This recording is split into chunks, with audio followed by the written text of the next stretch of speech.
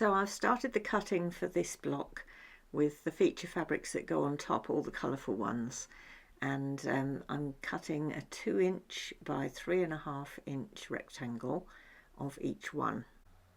And here are my pairs laid out ready to sew. I'm going to put them into pairs first, then join them onto the bottoms and then put everything together.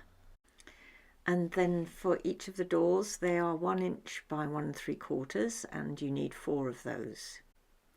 Now, to make the cutting easier for the backgrounds, I've cut a 1 3/4" strip, and then I've left it folded, and I'm cutting my 2 1/4" pieces first.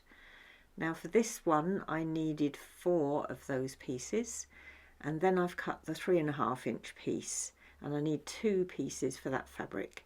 For the other 2 fabrics, it's 2 of the smaller pieces and 1 of the larger pieces. So here are my little houses ready to sew. These are the bottom halves of the blocks.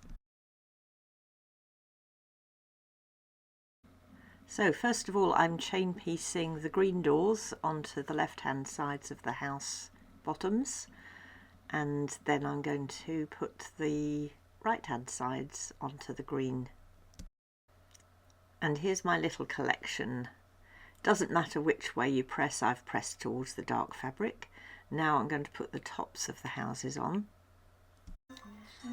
And here's a little tip for handling these tiny pieces. You could use an awl or your seam ripper to just hold the fabric in place while it's going into your machine. Apologies for the wobbly camera work. I'm trying to hold my camera with one hand and the seam ripper with the other. And here's another way to do it, just running your finger along the foot of your machine. So now I have my little collection of houses, and I just need to make the roofs to go on top.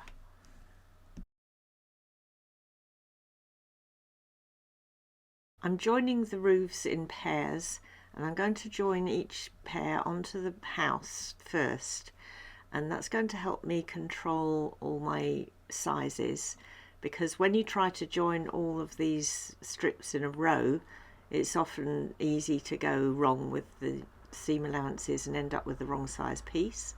So if you join them onto the bottom first, you can then make them fit onto that rectangle, and you know that everything's going to work perfectly. Now I've alternated the pressing direction so that the first house with the light pink I pressed towards the bottom, the next house I pressed it towards the top, and that way I can make the seams nest. So I've joined my houses in pairs, and now I'm going to join the pairs together, and that will be our block all done.